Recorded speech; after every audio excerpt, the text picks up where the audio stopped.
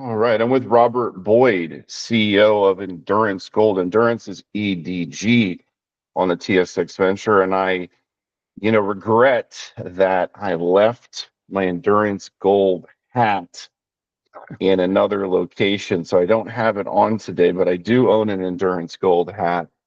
And I look forward to wearing it when the company has great results this summer. Robert, how are you this morning?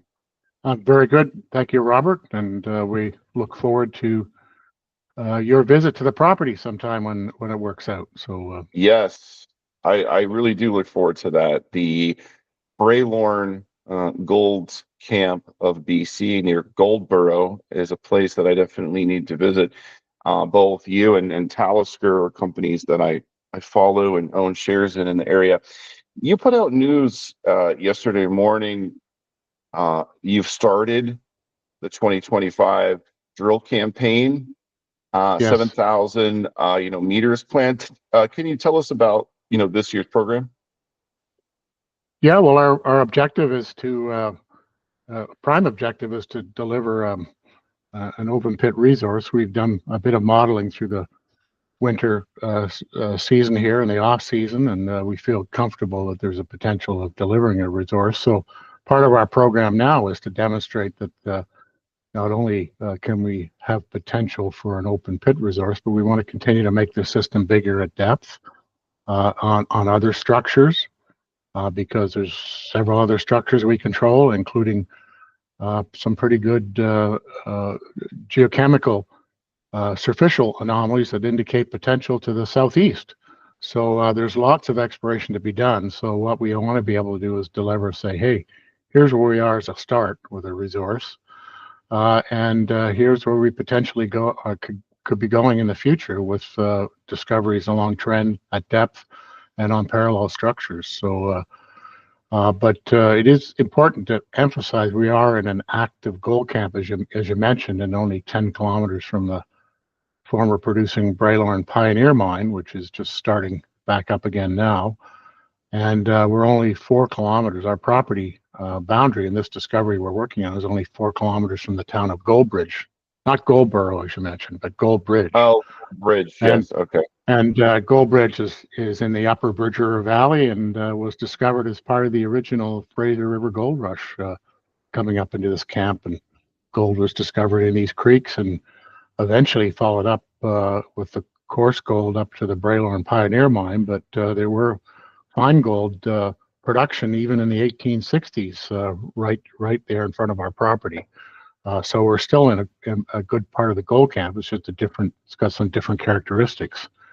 But our property is one that we acquired. It's a new discovery that we're onto called the Reliance on the Reliance property, and we've now discovered gold.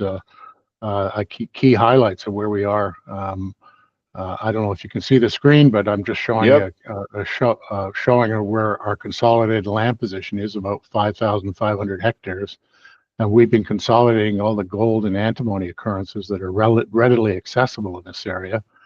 And this red line on the north side of this Carpenter Reservoir is the main highway coming in from Lillooet into Goldbridge.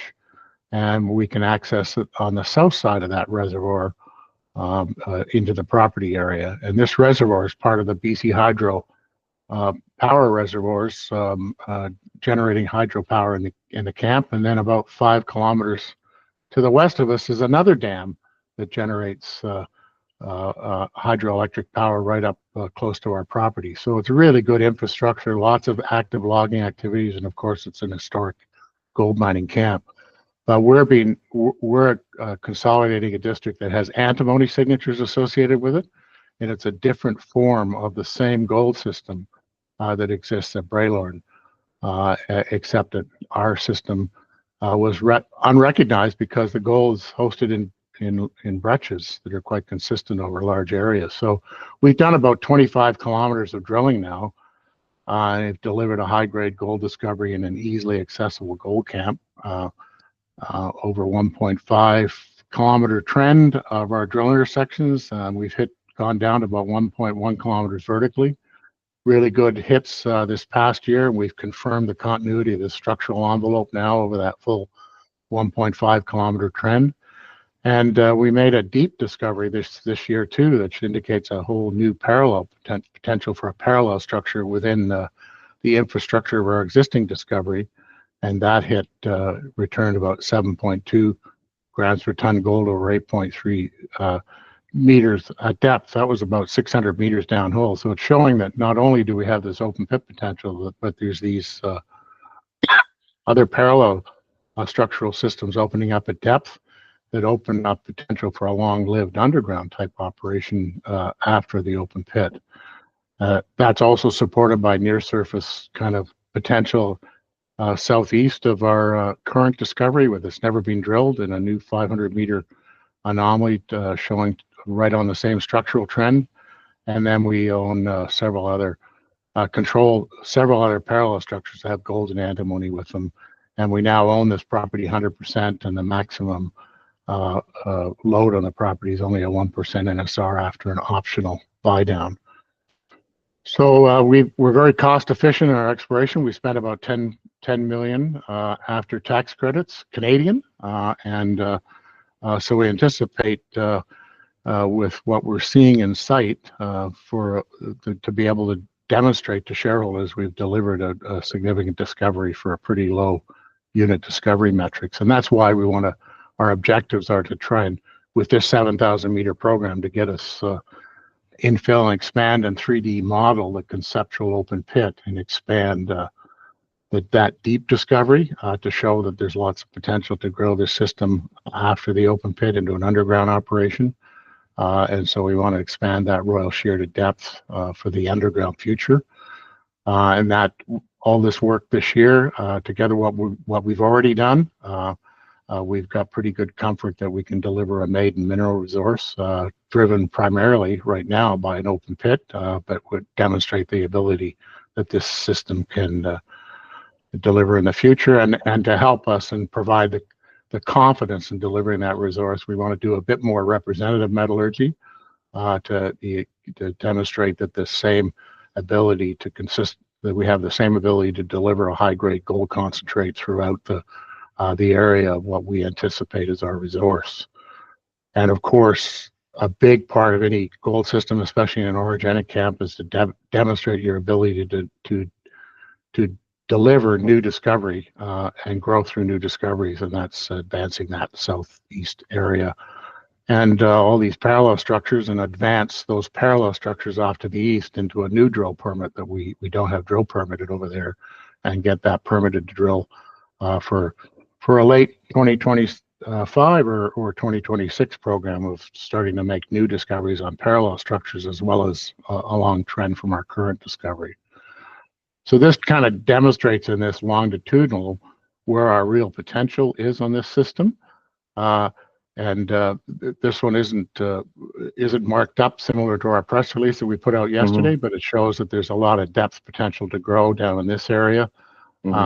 Further potential to grow down in this area, and the drilling that we're active on now with our program is drilling to infill and test up dip from this Lower Imperial, which is the parallel structure that we identified, and deep in a hole down around 600 meters downhole.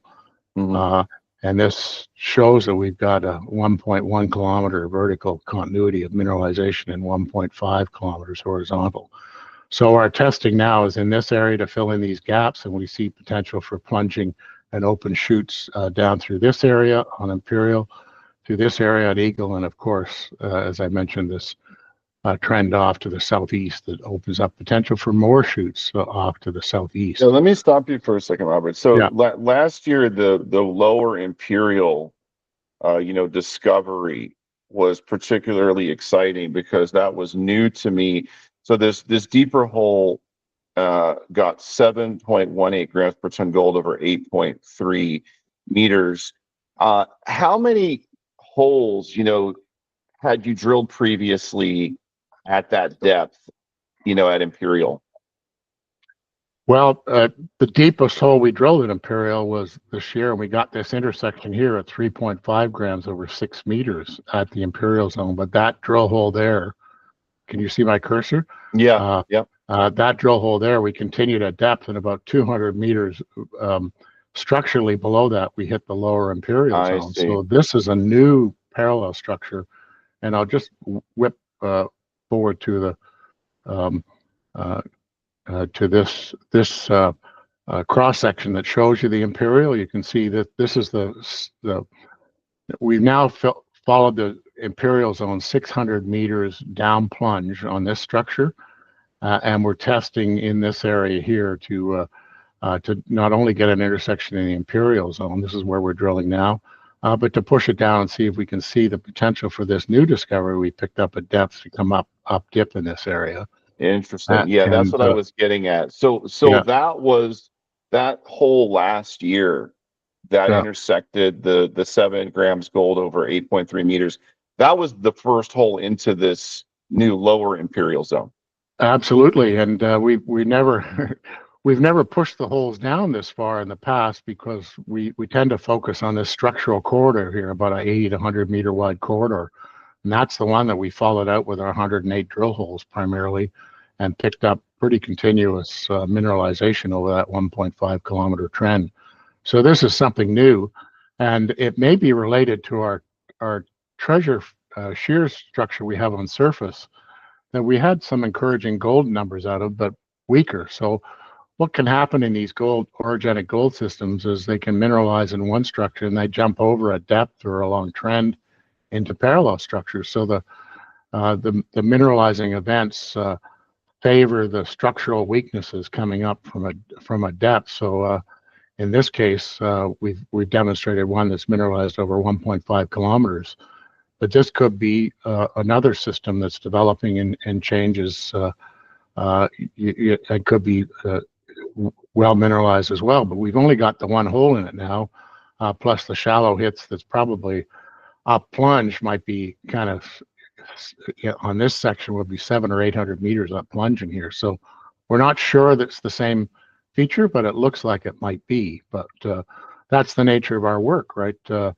We've discovered this, and so now we're going to test a few holes up shallow at depth to go back on this longitudinal to test in this area and make sure those holes that we do test in this area, we push through and see, do we see that lower zone developing at 200 meters structurally below the Imperial structure.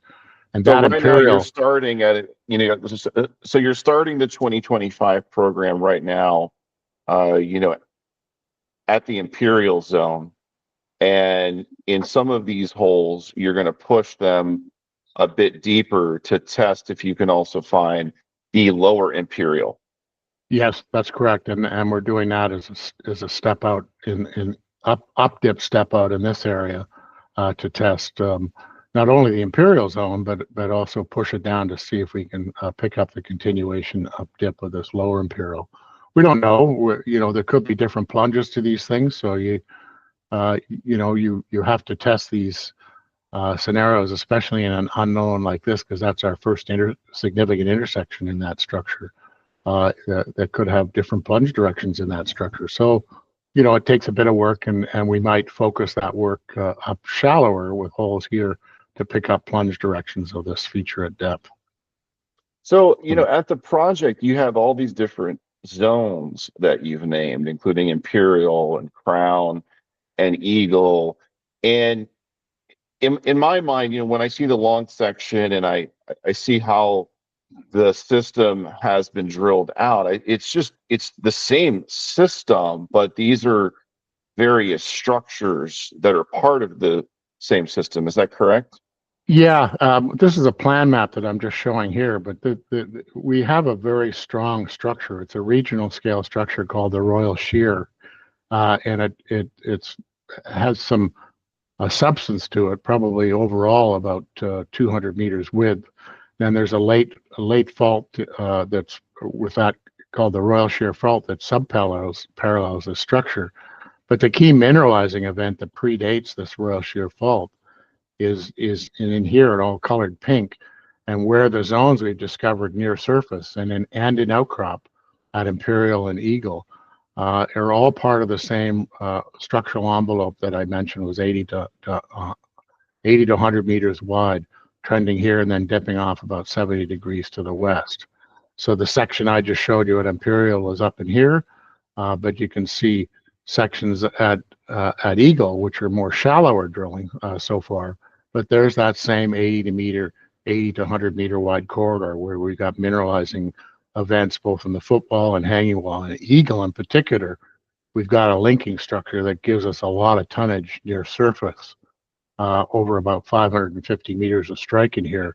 And that's where the focus of our open pit resource would be here, and then testing with drilling within this gap area here that's shallower, to say, is there potential to pick up intersections in here that we could pull in and create one open pit that picks up the shallower part of the resource and then transition into underground mining for the long future of the operation. So. Okay. So the focus of our work this year would be to do some infill drilling in this area, up dip to chase the Lower Imperial, and then potentially say, is there opportunities within our program to also check down dip on these plunge directions here, and then of course there's the opportunities along strike to the southeast, which are still on the drill permit. So the first thing I think about when I see that long section and all that vertical extent that's still largely completely untested at Eagle and even at Crown and Imperial, there's a lot of room to grow this system, but it requires a lot of meters of drilling. So I see 7,000 meters. What's the potential that you might expand this program? Like what would you need to see in terms of encouragement to say we're going to drill 8,000, 9,000, or 10,000 meters? Well, I think we've got the encouragement already. We're just trying to be prudent within the existing funded dollars we have, and I think if we see encouragement coming together this season, which we anticipate will, because of our high hit ratio, like it's a 70% hit ratio of all of our drilling over this 1.5 kilometers. So we're hoping now to pick that up, demonstrate some continuity in here, and that would help. That would help us to justify going back and adding second or third drill into this project this year. Especially as our modeling gives us a higher degree of confidence with respect to what we have near surface. And the reason we want to deliver a resource is to benchmark our project and say, hey, we're onto a significant discovery here, right? We're not out there spending the large amounts of money that others are spending in the business, but I think we can deliver. We feel pretty comfortable that we can deliver a pretty significant plus a pretty significant open pit resource. And that gives us that opportunity of doing the modeling, gives us the opportunity to pull in even down to material, lower grade material, and gives us comfort to bring in a lot of ounces near surface. And then you transition, once you understand the system based on mining and structural activity in your open pit mining activity, then you have a lot more confidence in chasing structural shoots in the higher grade. Our hit ratio continues to hold up in this system, whether you're shallow or lower. And that's same with antimony. There's antimony in the system, whether it's up near surface or down at the deepest holes. They always have an antimony signature with them. So tell us about the antimony, Robert, because this is now a strategic metal that has gotten a lot of interest. And the antimony price, I haven't checked it this week, but it is a pretty impressive chart. It's pretty valuable these days and highly sought after by governments. So tell us about the antimony at the project and how important is the metallurgical test work that you're doing. Yeah, well, we've focused our drilling activity and discovery here on this being a strong mineralized gold system, and it is. But I think the changes in antimony price in late 2024 said, well, we've reported antimony hits in the past, but we haven't been consistent about it. So a couple of months ago, we put out a press release that just said we've just took all of our 199 drill hole RC and channel sample composite intersections we had, and we just say, okay, of all those, they average about 10.1 meters in width and average about 4.5 grams and average, arithmetically average about 0.2% antimony. And that antimony is in the form of stibnite. And so, and then I list on this slide I've just shown up here, I just list our best average hits. And, you know, I never like equivalencies because they're odious. So our focus has always been on what's our real gold value. But if you look at this just based on the 18,000 US $18,000 per ton antimony, and it's much higher than that now. But at that base, it does potentially add about another half gram at $18,000 per ton, and maybe up to a 1 gram kind of equivalency. And so we said, well, I think it's time for us to focus our metallurgical work has focused on a bulk concentrate, pulling out a gold concentrate that is quite marketable with high gold values and associated antimony and some arsenic. And we found that initial baseline test work was encouraging. So we're just saying, okay, we're going to do some more test work this year, but maybe we'll look at is there some possibility of pulling out an antimony gold concentrate that's focused on the antimony content, and we can get a premium value for that portion of the concentrate, and then ship up this other portion with the antimony, the stibnite pulled out of the concentrate. So we want to do that test work, but we think as a fallback, a key underlying position in this, the economics of this is driven by the gold and will always be driven by the gold. So. Yeah, it's definitely a gold system, but you know, with the antimony price basically like 3x the copper price, and I know it's not apples to apples, but look, it's a ballpark calculation. I mean, if your antimony, you know, intercepts are like 0.4% or 0.5% over 12, 20, 25 meters, that's a good economic contribution. Now, obviously, you need to get the recoveries down. So this metallurgical test work that you're doing in 2025 will really be important to that. For the maiden resource, is there any contemplation having the antimony as part of it, or is it just going to be a gold resource? Well, I think our focus on rock value and mining costs and everything will be strictly on the gold, and the antimony we see and always will see as a bonus, and we want to be able to demonstrate is it possible to pull off a bonus straight at mine site, right? And if not, then it's pulled out as a credit with these high values. It's pretty strategic and likely to. Once upon a time, antimony was not necessarily a credit, but under the current circumstances, global circumstances, it probably will be a credit in selling a concentrate. So. Okay, and for the open pit modeling, how deep are you going to model this in terms of the vertical extent to include in the open pit? Well, we're fortunate. If you look at the section, you can see at Imperial, there's sort of this slope area here that forms the ideal kind of initial payback kind of areas, the shallower portions, and the same with the Eagle zone. This zone that we pick up at Eagle, daylights on surface as we show on this map. So we've got this zone daylighting on surface here. So all of these offer the possibility of starting out with a pretty low strip ratio. And then as you move down dip, we still have a gully in here, a natural gully, but that creates the potential to strip back in the hanging wall to get the zone here at depth. So we don't anticipate that it is an open pit, that we would probably go beyond around 200 meters depth. But initially, the open pit would be just taking the mineralization that's on surface and outcrop at Eagle and Imperial.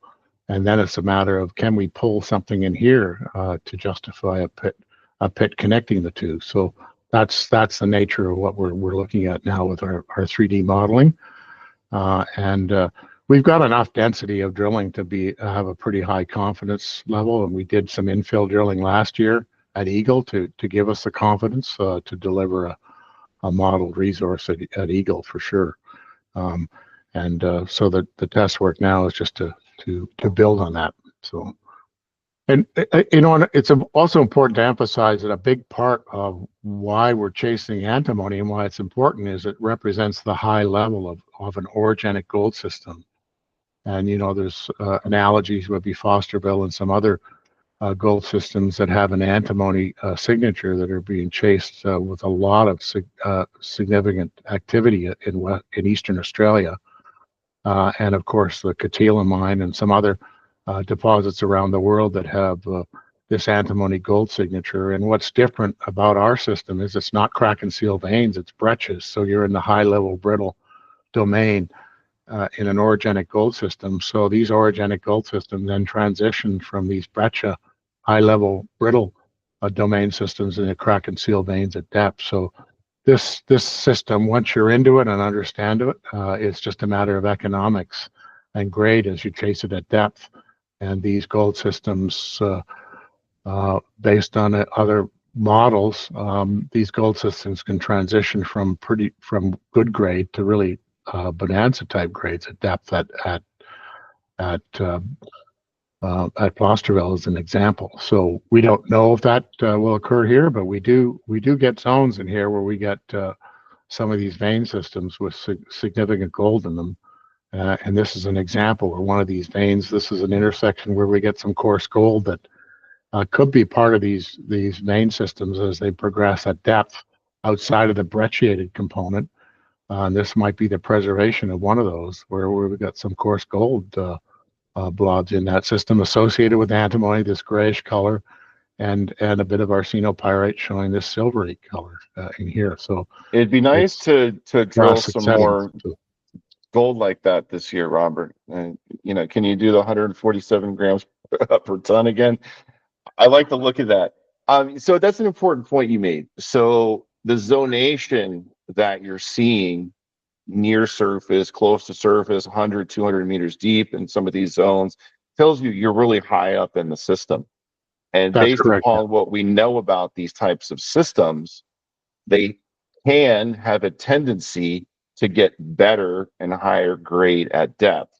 So it makes sense. It's a good strategy, in my opinion, to put the resource on the open pit gold ounces in the next year and use that as a foundation that, hey, this can be economic just based upon what's less than 200 meters deep or 250 meters deep. But then we have all this potential, blue sky essentially at depth, and you can't drill 600, 700, 800 meter holes so early on in the life cycle of a new exploration project. But that's something that will eventually be done, and you've started to do it. And obviously, as funds become available, you can continue to do further investigations at depth. So I think the strategy makes a lot of sense here at this point in time. There's one other area of the news release that caught my attention, and it's this soil anomaly, 500-meter soil anomaly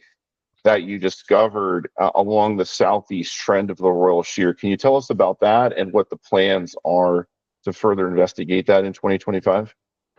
Well, when you have discoveries, especially in orogenic gold systems, you want to pick up the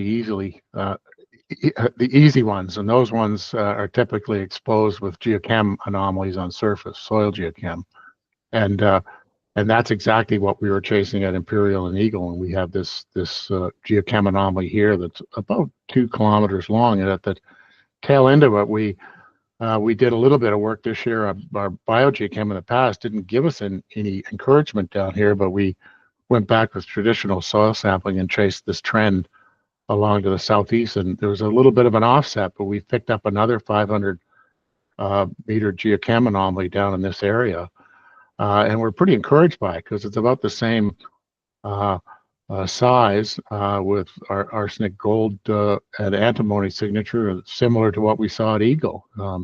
We don't have some of the spectacular plus 2 ppm in soil type scenarios, but we've got all the right alteration at surface and everything associated with that. So it's demonstrating that there's potential for this system to be picked up to the southeast.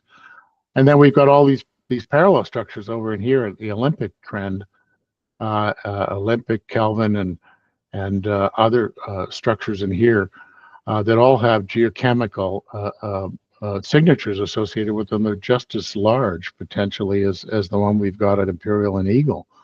Enigma, we've got grab samples at surface in breccias with high-grade antimony and up to almost close to 10-gram gold numbers. At Kelvin, some grab samples with gold up to 25 gram.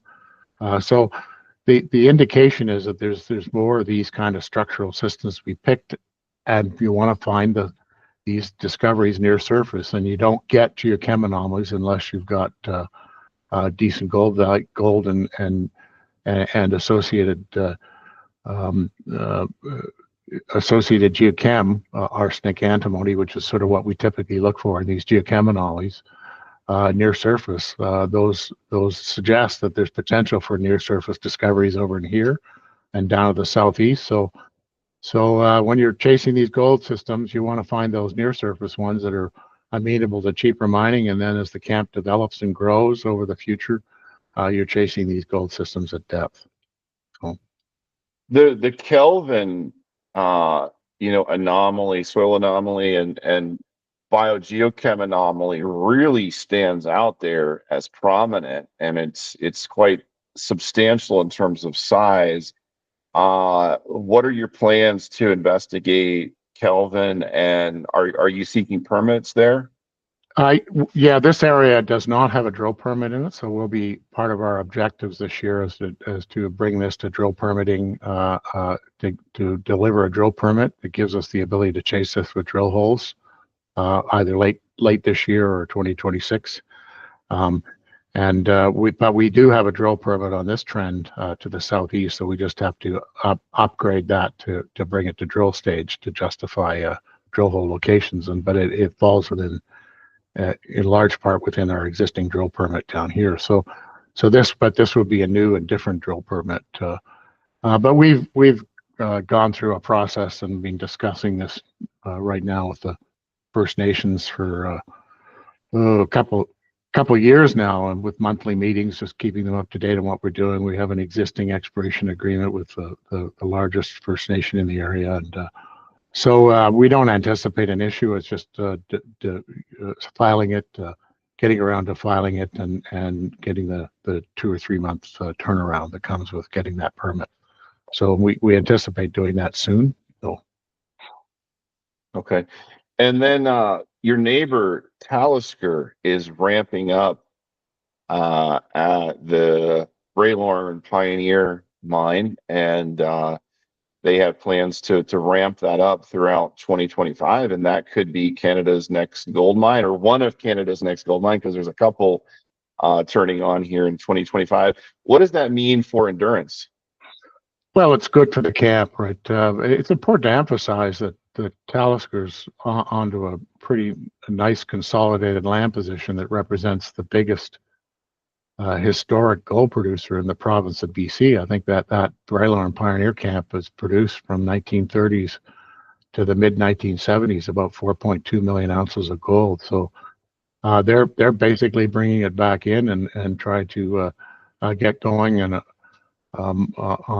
they've done a lot of drilling on it and added some additional ounces to the potential reserve on that project, demonstrating it's got potential to continue to deliver in the future. So it's only good for the camp if there's more than one mine. Our focus is to deliver and build out what we've got as a separate operation with chasing a fine gold system with an antimony concentrate. They don't have the antimony association at the Bralorne Pioneer Mine because it's a deeper level portion of the orogenic gold system. Fluid chemistry, age relationships exactly the same between the two different camps, but we're a high level exposure with an antimony. So it means looking at a metallurgical and recovery technique that focuses on fine gold versus coarse gold. But they still have a concentrate issue.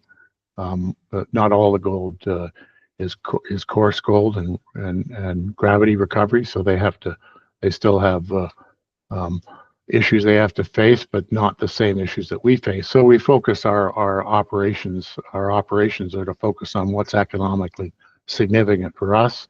Our exploration stage is to grow and make this a multi-million ounce camp just on what we control, right? So The Reliance project.